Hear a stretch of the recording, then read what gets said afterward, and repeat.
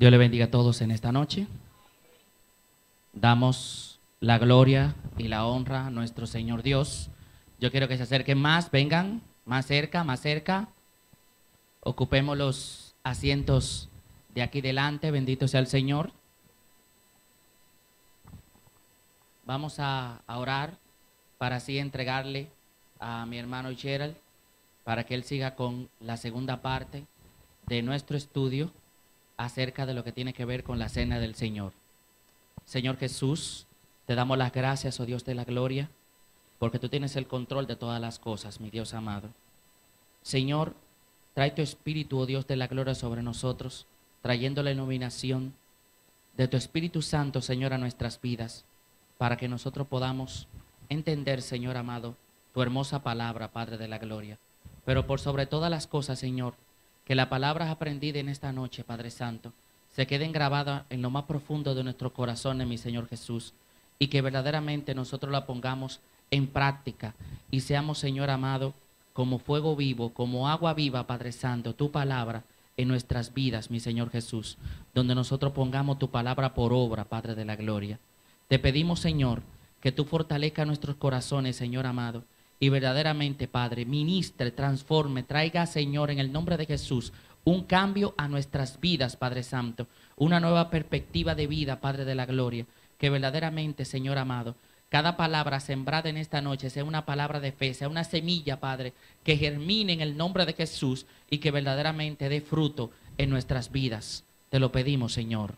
Amén. Vamos a dejar a nuestro hermano Gerald, que va a continuar.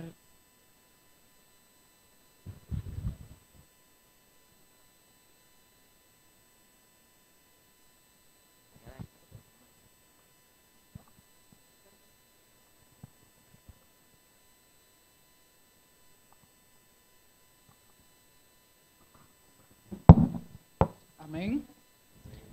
Que el Señor en esta noche les continúe bendiciendo. Le damos gracias al Señor porque nos ha permitido estar aquí para compartir con ustedes la palabra de Dios.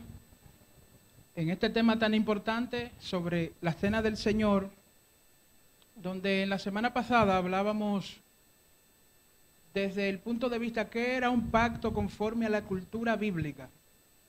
Hablábamos de que para hacer un pacto había que cortar un animal, se derramaba sangre,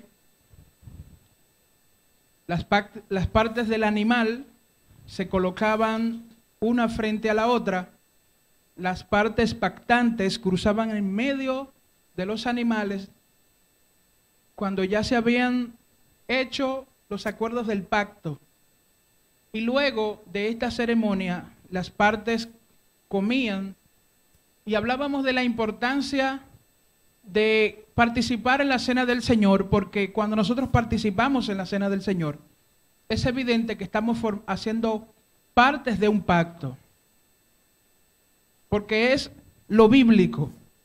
Lo bíblico es comer del pacto, pero todo pacto tiene cláusulas, todo pacto tiene cláusulas de ambos lados, y nosotros sabemos que Dios ha sido fiel, que Dios nunca ha fallado a su palabra y que hemos sido nosotros los hombres que le hemos fallado al Señor. En esta semana nosotros vamos a hablar desde el punto de vista cultural. ¿Cómo se celebraba la cena? ¿Cuáles eran los pasos que se hacían y el significado? Porque es bueno que ustedes entiendan que cuando en Israel se celebraba la cena de la Pascua, que es la noche en la que el Señor Jesucristo le dio un sentido a todo lo que se hacía en Israel, y que cuando Él llegó a la parte del pan y el vino, eso tenía todo un significado. Es bueno que ustedes sepan que cuando en Israel se comía la cena de la Pascua, no es como cuando nosotros nos sentamos a la mesa y se pone todo lo que se va a degustar. Y cada quien toma de lo que le guste. Hay personas que toman arroz, otros toman ensalada, otros toman la carne, otros toman lo que haya ahí de una manera y todo el mundo se va sirviendo. La cena de la Pascua no era así. La cena de la Pascua tenía un orden y las cosas se comían en su orden. Y era todo un ritual. ¿Por qué era todo un ritual? ¿Por qué las cosas se hacían una primero y la otra después? Bueno, porque tenían un significado. Y en esta noche, lo que nosotros vamos a aprender es esto. Vamos a abrir nuestras Biblias, primeramente, para conocer cuál era el origen de la Pascua. Y nos vamos a Éxodo capítulo 12. Éxodo capítulo 12, verso 1 en adelante. Vamos a ver primeramente cuál era el origen de la cena de la Pascua. Cuando todos los tengan, por favor, digan amén. Gloria a Dios. Bendito sea el nombre de nuestro Señor. Gloria a Dios. Esta palabra se lee en el nombre del Padre, del Hijo y del Espíritu Santo. Dice así, Éxodo capítulo 12, verso 1. Habló Jehová a Moisés y a Aarón en la tierra de Egipto diciendo, este mes os será principio de los meses para vosotros. Será este el primero en los meses del año. Habla a toda la congregación de Israel diciendo, en el 10 de este mes tómese cada uno un cordero según las familias de los padres, un cordero por familia. Mas si la familia fuere tan pequeña que no baste para comer el cordero, entonces él y su vecino inmediato a su casa tomará uno según el número de las personas. Conforme al comer de cada hombre haréis la cuenta sobre el cordero. El animal será sin defecto, macho de 1 año, lo tomaréis de las ovejas o de las cabras, y lo guardaréis hasta el día 14 de este mes. Y lo inmolará toda la congregación del pueblo de Israel entre las 2 tardes. Y tomarás de la sangre y la pondrás en los 2 postes y en el dintel de la casa en que lo han de comer. Y aquella noche comerán la carne asada al fuego y panes sin levadura, con hierbas amargas lo comerán. Ninguna cosa comeréis de él cruda, ni cocida en agua, sino asada al fuego, su cabeza con sus pies y sus entrañas. Ninguna cosa dejaréis de él hasta la mañana, y lo que quedare hasta la mañana, lo quemaréis en el fuego. Y lo comeréis así, ceñidos vuestros lomos, vuestro calzado en vuestros pies, y vuestro borbón en vuestra mano. Y lo comeréis apresuradamente. Es la Pascua de Jehová. Vamos a orar. Padre, en el nombre de Jesús, en esta noche, Señor, me presento delante de ti dándote las gracias por esta nueva oportunidad, oh Dios, de compartir con este pueblo aquí congregado tu palabra. Señor, yo te pido que tú bendigas mi vida y que tú bendigas a este pueblo y que tú nos hables, Señor, en esta noche a nosotros y que esta palabra quede incrustada en nuestros corazones y que seamos fortalecidos, Señor. Y que el conocimiento que tú traigas, Señor, nos sirva para ser mejores, para ser diferentes, para ser edificados, para ser alentados, Señor. Para que podamos tener una base y una comprensión de que lo que estamos haciendo, lo estamos haciendo porque hay una razón. Y la razón, Señor, es que tú lo has establecido en tu palabra para que nosotros obedezcamos. Gracias, Señor, porque estamos bajo el pacto de tu Hijo Jesucristo. Y estamos aquí en esta noche para aprender de lo que es estar bajo pacto. Gracias, oh Dios, en el nombre de Jesús. Amén. Éxodo capítulo 12 trata de el día anterior a la salida del pueblo de Israel de Egipto. Un pueblo que había tenido un periodo de 430 años de esclavitud. Un pueblo que había llegado a Egipto con un número de 70 personas. Jacob, sus hijos, la esposa de sus hijos y sus nietos. Eran 70 en total. Habían durado aproximadamente 430 años conforme a la Escritura. Y llegó el tiempo para los hijos de Israel, que estaban siendo duramente azotados por el faraón de Egipto. Y nosotros conocemos la historia de que Moisés, que era de la tribu sacerdotal, la tribu de Leví, había sido escogido por Dios por allá en los campos de Madián. Madián es hoy en día lo que es Arabia Saudita. Y estando allí, Moisés pastoreando las ovejas de Yetro, se le aparece el ángel de Jehová en una zarza que ardía, mas no se consumía. Y en el capítulo 3 del libro de los Éxodos, Dios se le aparece y comisiona a Moisés para que descienda a Egipto y allí entonces él fuera el instrumento para libertar al pueblo de Israel. Luego vinieron la presentación de Moisés ante el faraón y el pedido de que dejara ir al pueblo. Faraón endurece su corazón, entonces Dios empieza a enviar las llamadas 10 plagas. Y esta noche donde Dios instituye de manera perpetua, de manera eterna, la Pascua era para que los hijos de Israel pues celebraran esta conmemoración año tras año, una conmemoración en recordación de lo que Dios había hecho a los egipcios para que dejasen ir a los hijos de Israel. Dios instituye de manera muy extraña una cena que consistía de cordero asado. Podía ser cordero o podía ser una cabra es lo que nosotros conocemos como chivo. Este animal no podía ser comido crudo ni pasado por agua, tenía que ser asado. Panes sin levadura, hierbas amargas. Y luego cuando el pueblo de Israel se asentó en la tierra de Israel, en la llamada tierra prometida, entonces a esta cena le fueron añadidas 4 copas de vino. La palabra Pascua es una palabra que en hebreo se pronuncia Pesach. Y Pesach significa pasar por alto. Pasar por alto. ¿Por qué pasar por alto?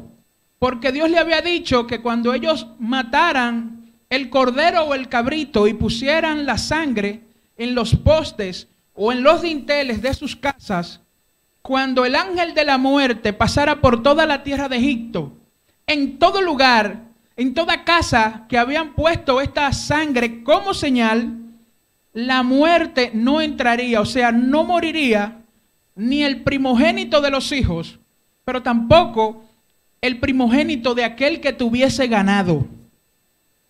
Es curioso que las casas en Egipto, los postes y los dinteles no estaban en la parte afuera de la casa. O sea, si una persona pasaba por el frente de una casa y miraba, no veía la señal de la sangre. No la veía. ¿Por qué? Porque los postes y los dinteles estaban en la parte adentro. Lo que nos indica y nos enseña a nosotros que cuando nosotros aceptamos al Cordero de Dios, que es Jesús de Nazaret, y somos sellados con su sangre, yo no puedo ver ese sello de esa sangre que usted tiene, pero usted tampoco puede ver el sello de la sangre que yo tengo. Ahora, Dios, quien da la vida y es quien tiene la llave y el poder sobre la muerte, sí ve la sangre del Cordero con la cual nosotros hemos sido sellados cuando hemos creído en nuestro corazón y confesado con nuestra boca que Jesucristo es el Señor. Bendito sea la gloria de Dios. Es una tipología poderosa. Es tremendo. Ahora bien, vamos ahora a Mateo capítulo 26 para ver qué era lo que conmemoraba el Señor Jesucristo la noche que Él ordenó a sus discípulos y a todos los que iban a creer en Él. Mateo capítulo 26, verso 17 en adelante. Vamos a ver qué estaba conmemorando el Señor Jesucristo con sus discípulos.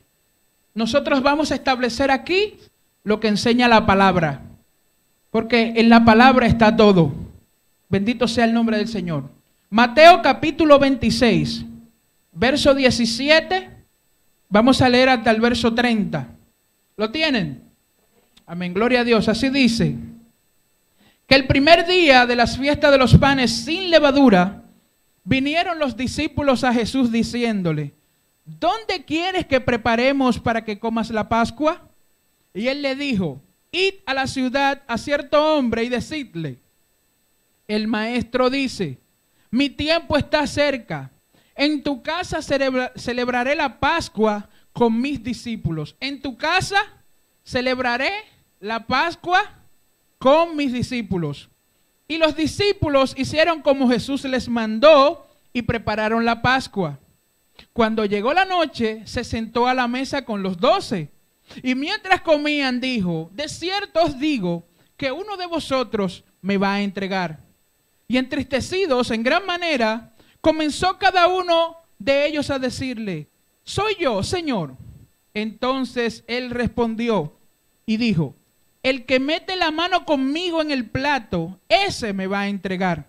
A la verdad, el Hijo del Hombre va según está escrito de él. Mas ay de aquel hombre por quien el Hijo del Hombre es entregado.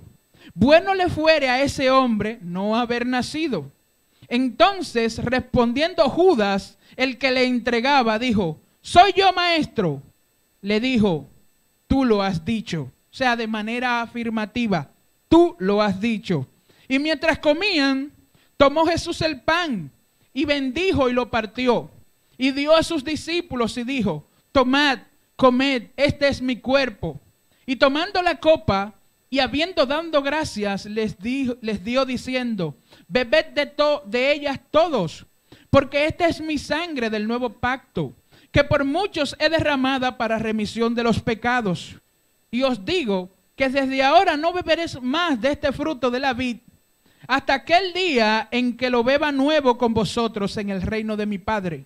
Y cuando hubieron cantado el himno, salieron al monte de los olivos. Este texto del Evangelio de Mateo nos enseña claramente que Jesús de Nazaret y sus discípulos estaban celebrando la Pascua. Estamos hablando, hermanos, de una diferencia de cuando Dios instituyó la Pascua al momento en el que Jesús de Nazaret estaba celebrando con sus discípulos la Pascua. Habían transcurrido alrededor de unos 1300 a 1320 años. O sea, que Israel había mantenido ese mandamiento de Dios. Estaban conmemorando en esa noche ¿qué? La salida de Egipto, la liberación del pueblo de Israel de un periodo de 430 años de cautiverio, de esclavitud, de una vida dura. Pero ya se había producido en el Éxodo, capítulo 12, la liberación física. Pero todavía quedaba pendiente una liberación más poderosa, que era una liberación de tipo espiritual, la cual era la que iba a producir Jesús de Nazaret. Y él estaba con sus discípulos, estaban cenando. Y miren qué paradojas de la vida. Las tribus de Israel son 12 y 12 eran sus discípulos. Bendito sea el nombre de Dios. Dios, quien saca a las 12 tribus de Israel de Egipto, dice: con mano fuerte te saqué. Y he aquí que Dios ha enviado a su diestra, a su mano derecha, que es Jesús de Nazaret, para que entonces cumpliese con la liberación de tipo espiritual. Ahora bien, en esta noche yo voy a tratar lo que se hacía en la cena de la Pascua. ¿Cómo se comía?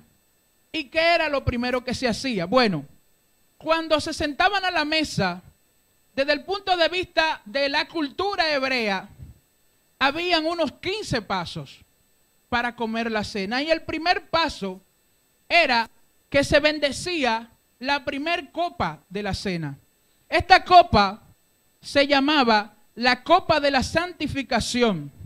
Y antes de tomar esta copa se recitaba una bendición que decía: bendito seas tú, oh Dios de Israel, Señor nuestro, Rey del universo, quien crea el fruto de la vid. El anfitrión, es bueno que ustedes sepan que cuando los judíos celebraban la Pascua, habían ciertos requisitos. Lo primero, que para poder reunirse un grupo de personas para celebrar la Pascua, se hacía el día 10 del primer mes. el primer mes se está refiriendo no al calendario nuestro, no al calendario que usted y yo conocemos hoy. Nuestro calendario, el año nuevo se inicia en pleno invierno, pero el calendario bíblico, el primer mes del año es a comenzar la primavera, entre marzo y abril de nuestro calendario. Este mes en Israel se le llama el mes de Abib.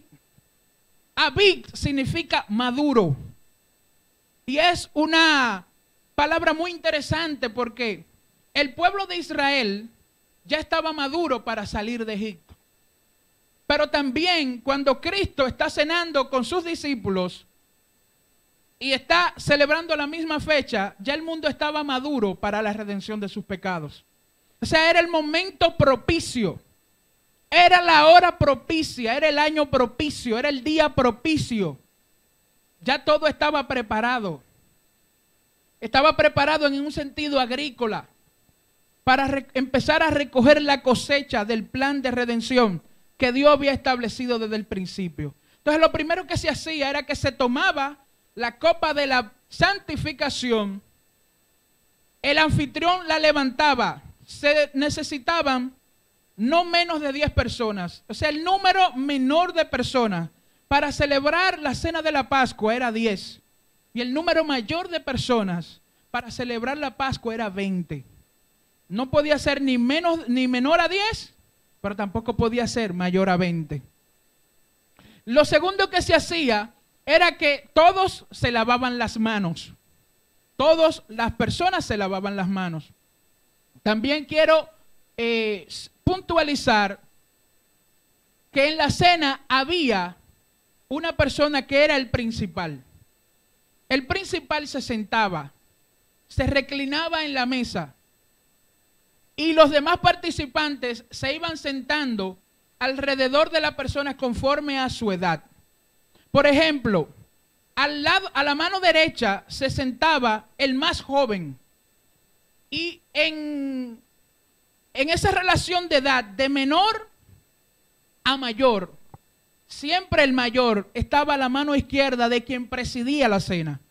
Entonces, podemos entender que a la mano derecha de Jesús estaba Juan, el discípulo amado, que era el más joven de los discípulos. Pero a la mano izquierda estaba Judas Iscariote, que era el mayor en edad de los discípulos. Por eso el Señor, cuando dice, aquel que mete la mano conmigo en el plato, ese es el que me va a traicionar, era porque Judas Iscariote estaba a la mano izquierda del Maestro en la cena.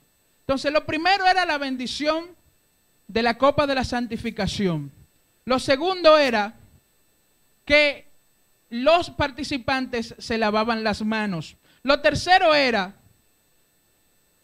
que los participantes empezaban comiendo lo que se llama una porción de las hierbas amargas. Por ejemplo, se comían en las hierbas amargas, se comía perejil, rábano y berro. Los participantes tenían que tomar una porción de la ensalada y la sumergían en un agua con sal y la mojaban allí. Entonces, lo primero que hacían era comer las hierbas amargas. ¿Qué significado tienen las hierbas amargas? Bueno, esto representaba el sufrimiento del pueblo de Israel en Egipto, pero también representa la opresión de Satanás sobre todo pecador. Porque todo el que está en pecado está bajo la opresión satánica. Es como una representación ¿de qué? De el sufrimiento, de la esclavitud, de una esclavitud física, pero también de la gente sometida al pecado. Entonces todos ellos sumergían esta ensalada que era rábano, berro y perejil, y entonces comían. Ese era el tercer paso de la cena. El cuarto paso, se hacía la partición del pan. Los judíos utilizaban lo siguiente: tomaban una servilleta de lino y sobre esa servilleta de lino colocaban el llamado pan sin levadura. Sobre ese pan sin levadura colocaban otra servilleta de lino y luego colocaban otro pan sin levadura. Luego iba una tercera servilleta de lino y otro pan. Este pan era un pan no leudado. ¿Por qué? Porque Dios había dicho que la cena era cordero asado, pan sin levadura y hierbas amargas. Entonces, se tomaba la pieza del medio de los 3 panes sin levadura. El del medio, los 3 panes representan la Trinidad. El Padre, primero, el Hijo, el del medio, y el Espíritu Santo, el tercero. El anfitrión cogía el pan del medio, lo partía. La pieza más pequeña se comía. La pieza más grande se envolvía en una servilleta de lino y era escondida. Y ese pan, veremos qué va a suceder más hacia adelante de la cena. Entonces, eso se hacía. Yo quiero que alguien, por favor, vamos a hacerlo interactivo. Vamos a buscar Lucas 22:19. Alguien, por favor, que se ponga sobre sus pies y lo lea para ver qué dice este texto. Vamos a hacerlo interactivo para que todos estemos participando y así sea más interesante.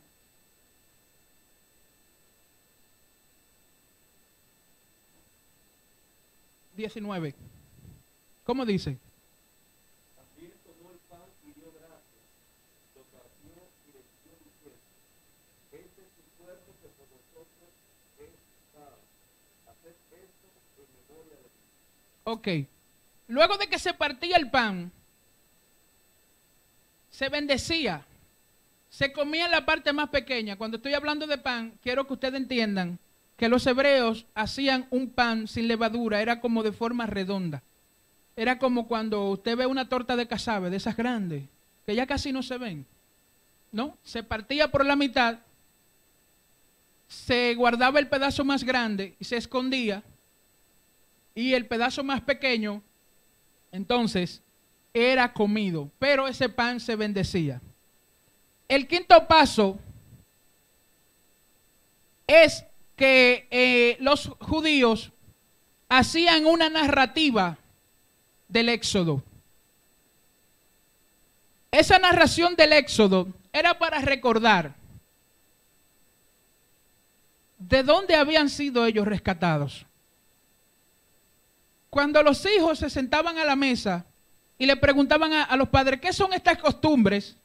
Ellos le decían, es para que tú recuerdes de dónde venimos nosotros, de tierra de esclavitud, y que es bueno que tú conozcas tus raíces, es bueno que tú conozcas de dónde hemos salido, es bueno que tú conozcas por lo que hemos pasado como pueblo. Y entonces se narraba el Éxodo, se narraban las plagas, las cosas que sucedieron, todo eso era en la cena. El sexto paso, se volvían a lavar la mano, pero esta vez se hacía con una bendición. Se lavaban las manos de nuevo y entonces se hacía una bendición. El séptimo paso, volvía y se tomaba otro pedazo del pan y se bendecía. Y esta era la bendición que se hacía sobre el pan. Decía, bendito seas tú, oh Dios, del Rey del universo, quien provee el fruto de la tierra.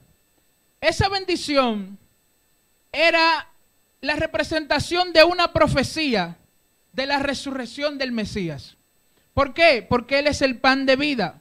Por ejemplo, vamos a buscar Juan capítulo 6, verso 47 al verso 51, y otra persona que busque Hechos capítulo 2, verso 31 y verso 33. Esa bendición sobre el segundo pan tenía que ver con ¿qué? Con una proclamación de la resurrección. El primer pan, recuerden, había sido partido. Ese pan representaba la muerte del Mesías, la muerte de nuestro Señor Jesucristo. Pero el segundo pan, que no se partía, representa ¿qué? Su resurrección, o una proclamación profética de que Él iba a resucitar, porque nosotros sabemos que Él dijo, Comed, este es mi cuerpo, que por vosotros será partido. Por eso el primer pan se partía. Pero ya el segundo pan no se partía, porque él iba a resucitar de entre los muertos y no iba a volver a morir de nuevo. Era una sola muerte y una sola resurrección. Por eso fue la causa principal de que Moisés no entrara a la tierra prometida. A Moisés se le había dado la oportunidad de golpear la piedra en el desierto la primera vez. Un solo golpe. Pero la segunda vez que el pueblo clamó por sed, Dios le dijo a Moisés, dile a la piedra que te dé agua. Y Moisés, enojado, golpeó la piedra 2 veces con la vara. ¿Por qué?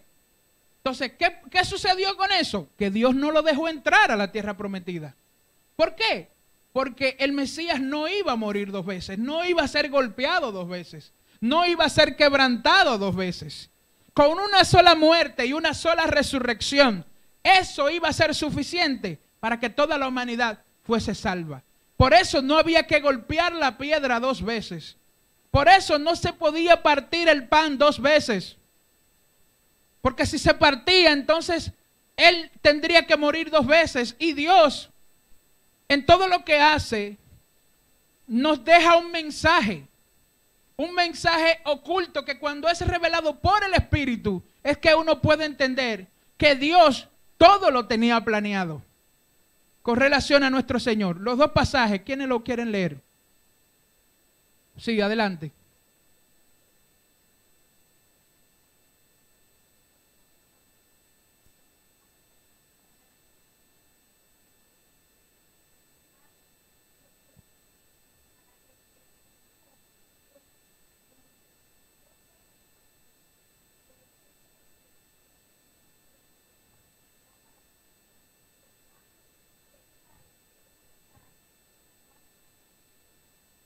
Amén, así es. ¿Y el otro pasaje?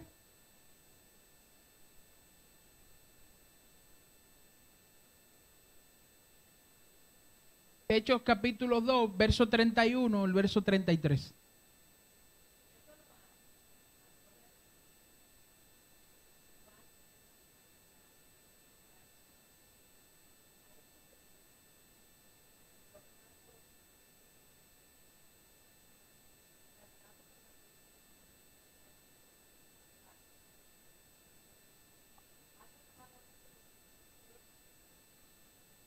Así es. Entonces, ahí vemos la proclamación de la resurrección. Él es el pan de vida, el pan que desciende del cielo, aunque el maná descendía del cielo, pero los que comieron maná murieron en el desierto. Es bueno que ustedes sepan que cuando ocurre el éxodo, se cree, se estima que el pueblo de Israel oscilaba entre 2 millones a 2.800.000 personas. Es más o menos el estimado que se tiene. Uno dice 3 millones, otro dicen 2 millones. Señores, de todas esas personas, solo 2 salieron de Egipto y entraron a la tierra prometida, que fueron Caleb y Josué. Luego todos los demás murieron en el desierto. Y cuando el Señor dice, vuestros padres comieron del maná del cielo y murieron en el desierto, pero el que come de este pan recibirá el don de la vida eterna. Entonces, hermanos, la Santa Cena es más, oigan bien lo que voy a decir, es más que una simbología. Es un mandato de Dios. Usted podrá verlo como insignificante, pero de insignificante esto no tiene nada. Todo lo contrario, tiene mucha significancia. Nada de lo que Dios establece puede ser considerado como insignificante. Tenemos que tener mucho cuidado con lo que pensamos en nuestra mente y con lo que sentimos en nuestro corazón cuando nos referimos a algo instituido por Dios. Tenemos que tener mucho cuidado, porque esto es algo muy serio. De aquí depende de la obediencia a lo que Dios ha dicho en su palabra, depende nuestra salvación. La salvación no solamente depende de que creemos y confesamos. No, la salvación también depende de una vida de obediencia. La salvación depende de una vida de santidad. La salvación depende de una vida de integridad. Porque sin santidad nadie verá al Señor. Dios no negocia la santidad. Dios no negocia la obediencia. Dios dice en su palabra, en Hebreos capítulo 12, que Él al que ama lo disciplina. Y el que no acepta su disciplina no es considerado hijo sino bastardo. Y dentro de la cultura hebrea, un bastardo era un hijo que no tenía derecho a la herencia del padre. Así es que cuando nosotros no aceptamos y somos considerados bastardos, no tenemos herencia en el reino de los cielos, que equivale a que no entraremos, que equivale a que nuestro nombre sea borrado del libro de la vida. O sea que esto es algo muy serio. Esto no es algo tan sencillo. Yo quisiera que fuese más sencillo.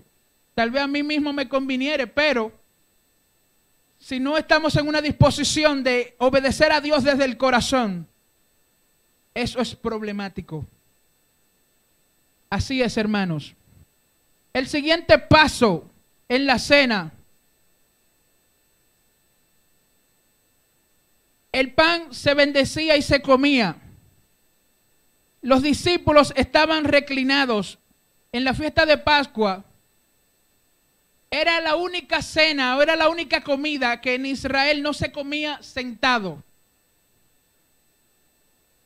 Hermanos, en Egipto los esclavos comían sentados. Los reyes comían reclinados. La cena de la Pascua, todos los que participaban tenían que reclinarse. ¿Por qué? Porque la reclinación era como una posición de libertad. Era como comían los reyes. Era como comía la realeza. Como en ese día Israel pasó de ser un pueblo esclavo, un pueblo en esclavitud, a un pueblo de libertad.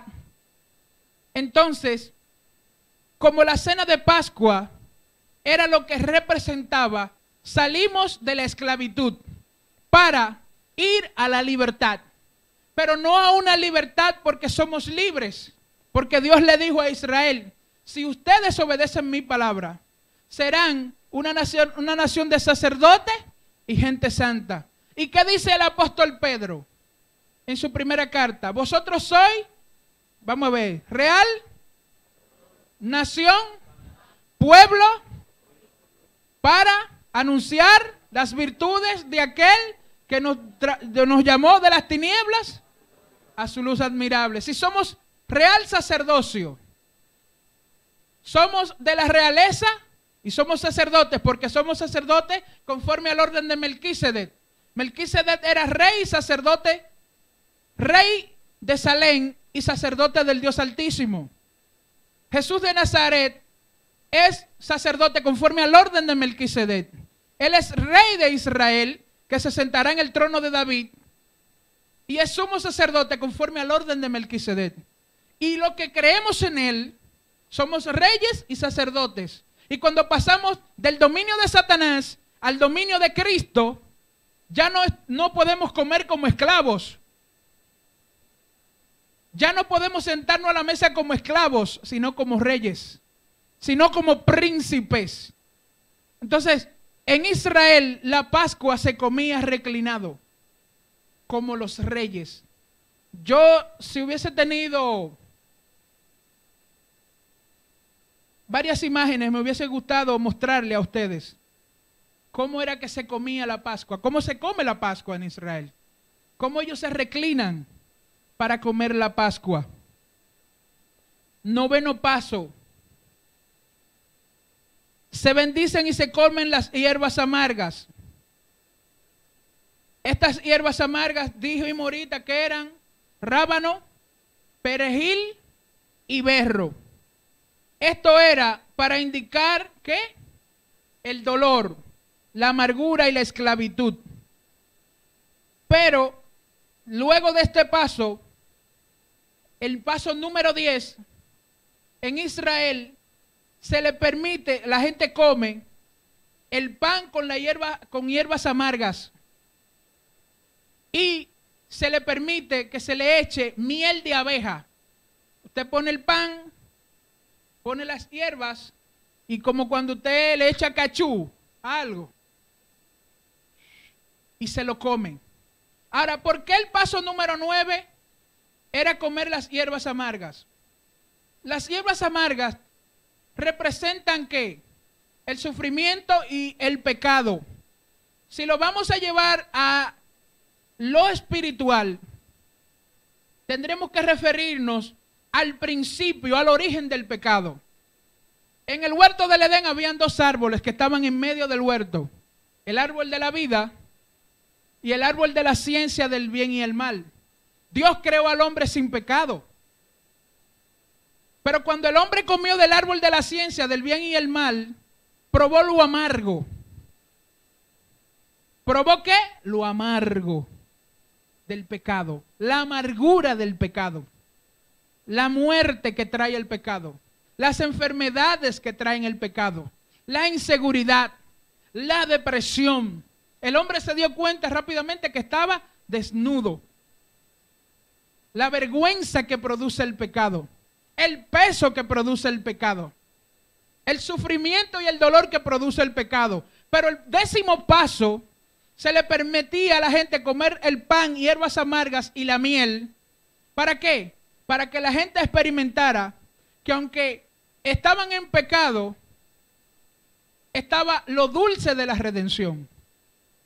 El pan representando al Señor, las hierbas amargas representando el pecado y la miel representando lo dulce de la obra de nuestro Dios en la cruz. Gloria a Dios. Bendito sea el nombre de Dios. En el paso número 11, entonces se comía la cena. Ya aquí le entraban al cordero. Se comía